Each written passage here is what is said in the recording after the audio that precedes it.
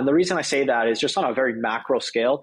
What it does for you is a bevy of things. One is it teaches you how to be structured, how to be accountable for yourself.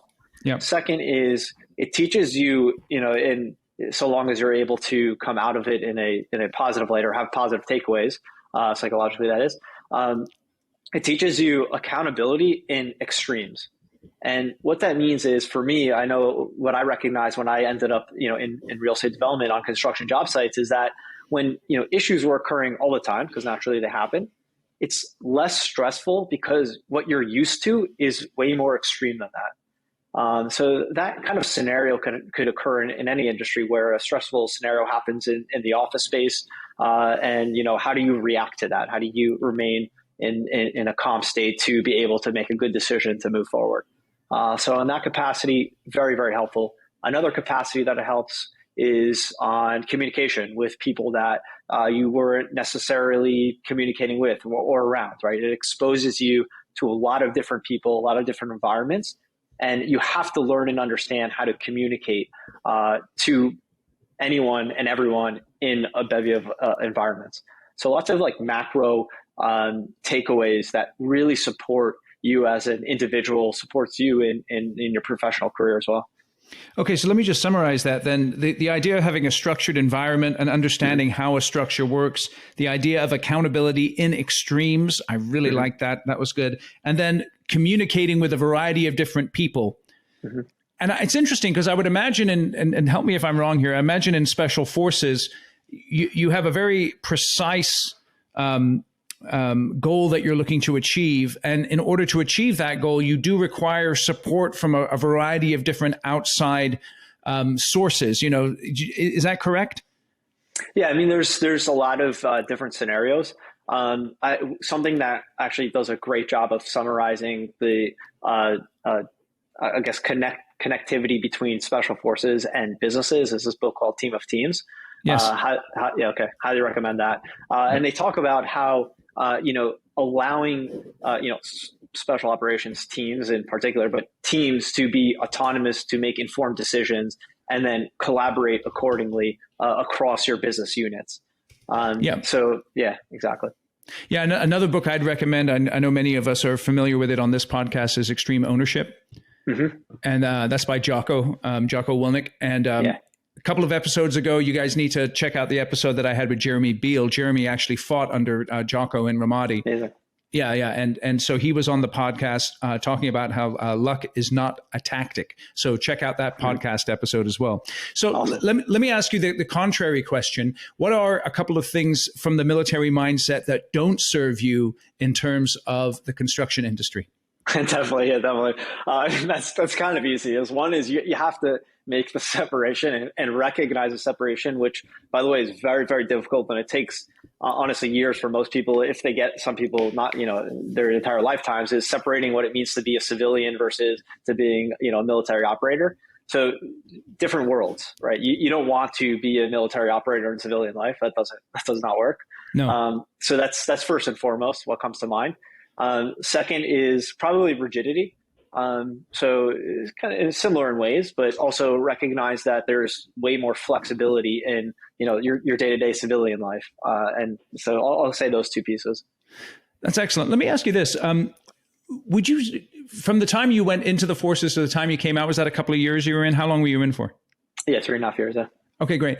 Would you say that you became, how do you think your levels of courage, either physical or psychological, developed through your time in the forces?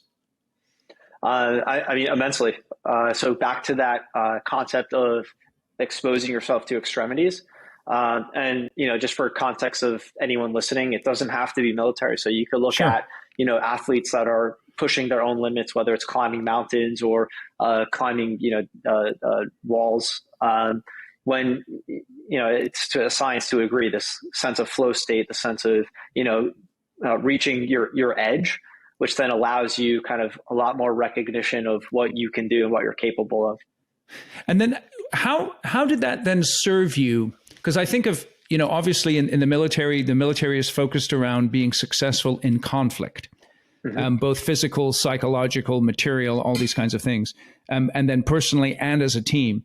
How did that serve you when you came into the construction industry? And the construction industry seems to be, in many cases, just one conflict after another, whether it's severe or not so severe. How did that help you to navigate the conflicts in construction? Definitely. I mean, similar to anything, right? It's essentially this concept of you practice something enough, and then anything that is less than what you practice is now simple for you. It's easier for you. Take it to like you do 5 push-ups a day for a week. Day 8, you would expect to be able to do more. So in a similar kind of a capacity, if you're able to create that separation between what it means to be, a military operator versus a civilian, now, unless you have a conflict on your job site that's to the extremity of being in military ops, which you probably won't, right. Then, now it's simplified for you in the extent that you've, practiced and experienced what is more. So let me ask you this then. Okay, so you join as a new military person, and obviously you don't know nothing. I'm assuming you weren't like someone who was brought up with a military mindset. You went into the IDF because that was your duty to your country. Mm-hmm. Am I correct there? Correct. Okay, so you come in and you're just a dude, right? And then they develop you over time. Okay, so let's paint this picture then. So I've just promoted someone from a project an engineer just to a project manager. Okay, mm-hmm. So they're no longer just the run to Home Depot and get some stuff and go be my gopher. You're now going to be stepping into this role where maybe I'm going to be having these difficult conversations with subs and owners and all these kinds of things. What perspective should a company take in the developing of their project managers to ensure that they can develop in a way that's effective for them and for the company? Definitely.